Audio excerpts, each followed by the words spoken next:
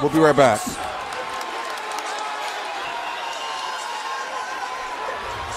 I think that Erislandy Lara won. I don't think that Brian Castellano did enough. I think that he didn't apply enough pressure.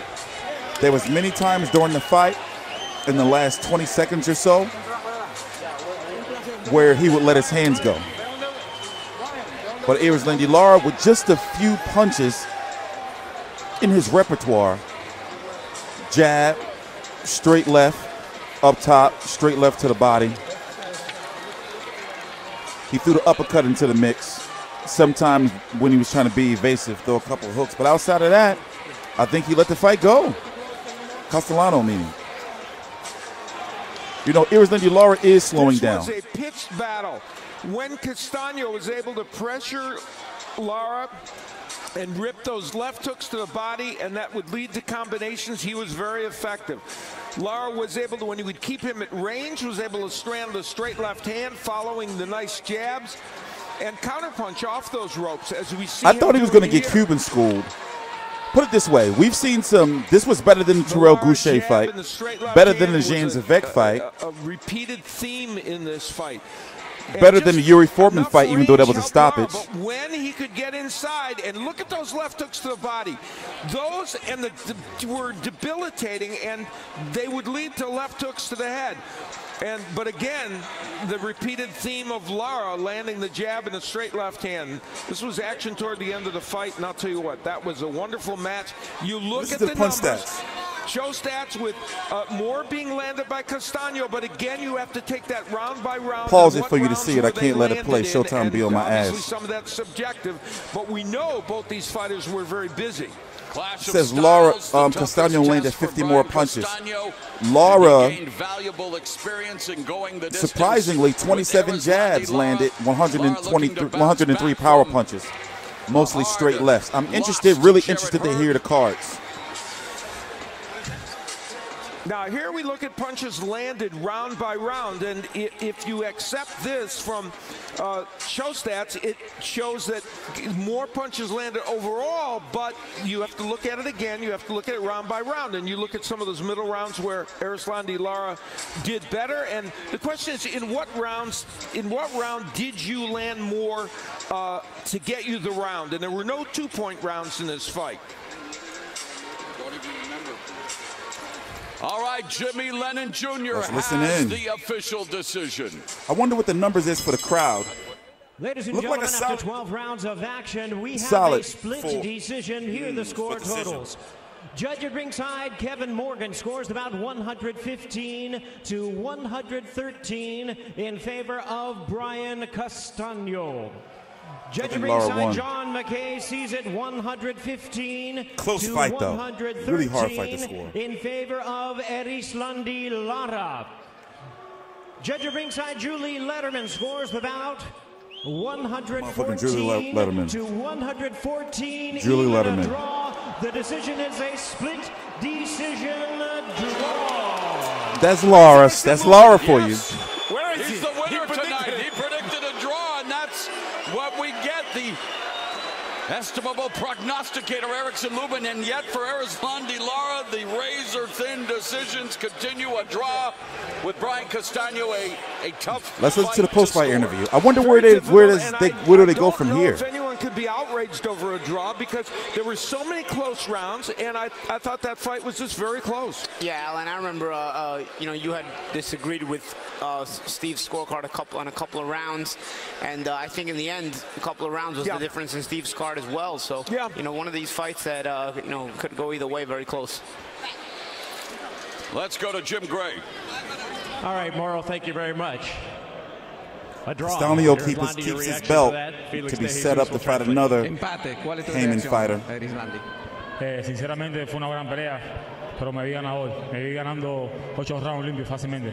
It was a great fight, but I see myself winning 8 rounds tonight. Did you feel as though he was able to put continued pressure on that, and that may have affected the way the judges saw it? Los jueces, ¿tú crees que cuando vieron la presión constante que él tenía, eso tal vez afectó un poco el marcador? El hecho no es la presión, el hecho fue tener la presión que le ha hecho, hizo buen trabajo, pero no conectó muchos golpes. Yo vi los golpes más efectivos y más claros. No, Mike. Punches were much clearer, much effective, and I think so too. he did have pressure, but I was dominating the pressure. What did you expect coming into this fight? ¿Qué tú esperabas para esta pelea? No, yo esperaba eso. Yo sabía que él estaba preparándose mucho tiempo para mí y hicimos la pelea y bueno, fue buena pelea. No, I was expecting that. I was definitely expecting that. He was waiting a long time for this fight, and that's what I expected of this fight. Una vez más le demuestro que no estoy viejo, que estoy en talla. And again, I am demonstrating that I'm not old. I'm still fine-tuned. No, you're not old, but you had the fight of the year last year with Jarrett Hurd in that decision. Did that take anything out of you? Are you a different fighter now at all? Tú no eres viejo, pero esa pelea definitivamente de Hurd como que te sacó algo.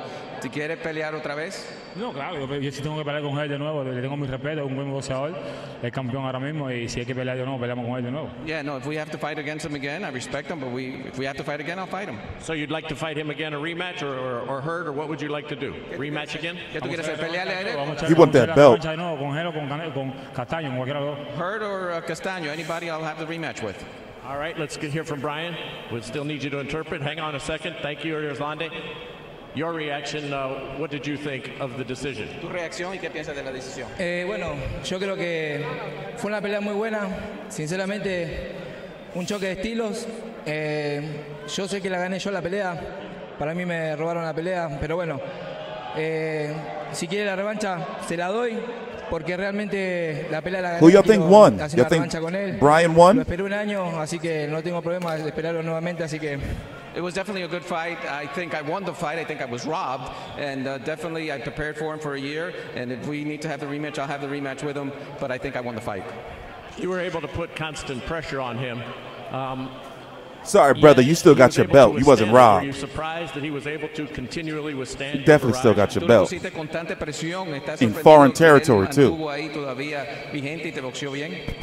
Sí, sinceramente es un boxeador, como yo decía, un boxeador defensivo, elusivo, donde, bueno, sabíamos que teníamos que hacer un trabajo exigente como el que hicimos ahora. Obviamente me vi ganador, mucha gente lo vio.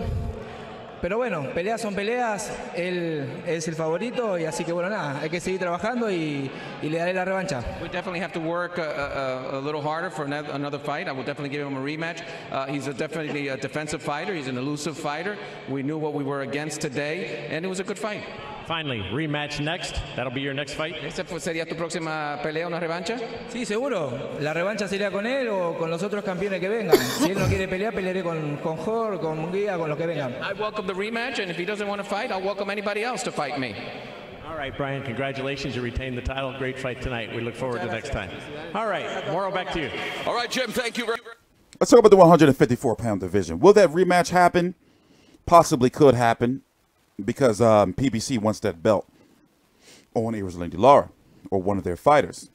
Lubin can get that shot against Brian Castano, depending on what Lara wants to do. Jamel Charlo and Tony Harrison are supposed to be fighting again. We don't know when. Jarrett Hurd is supposed to be fighting May the 11th or 12th, right? I forgot the exact date. Against,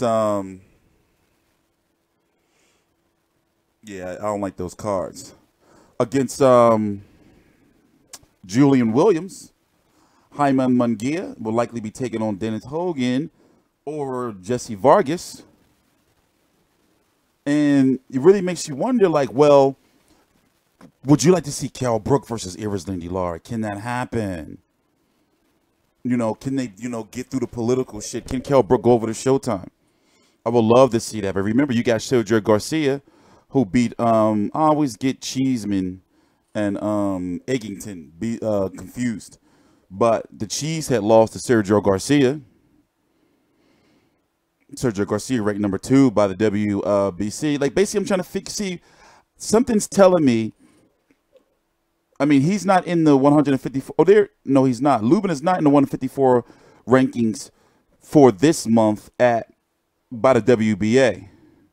Number 5 by the WBC, but he can be ranked up there. Will they go for the rematch? you know, will Castellano, you know, want it or accept it? Will Lara and his team pursue it? I mean, after all, Lara, I think he did win. Castellano, he just wasn't like the pressure. Like, he was like doing shit at the last, like, you know,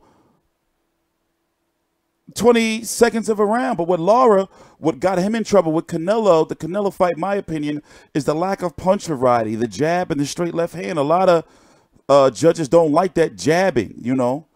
Even though, yes, it is points, but the lack of punch variety, even though he was pretty much the ring general, you know, because, like I said, Castellano was only pressuring. Oh, no, that's what we're not going to do. Sorry, Showtime, I love y'all to death. But that's what we're not going to do. Shit, they probably going to motherfucking try to copyright this video. God damn it. But that's the 154-pound division. You know, Lara, he's trying to, like, he's going to be 36, at least according to his American papers. 36 in April the 11th, you know? As I said, Hurd is taking on Julian Williams. Jamel Charlo is going to be taking on Tony Harrison again. You know, these two could very likely fight Kell Brook versus Sergio Garcia to be the mandatory for Tony Harrison, Jamel Charlo, or they can order the winner of Sergio Garcia versus Kell Brook to fight Erislandy Lubin. But what if Erislandy Lubin, you know, goes after that WBA, goes after Brian Castellano?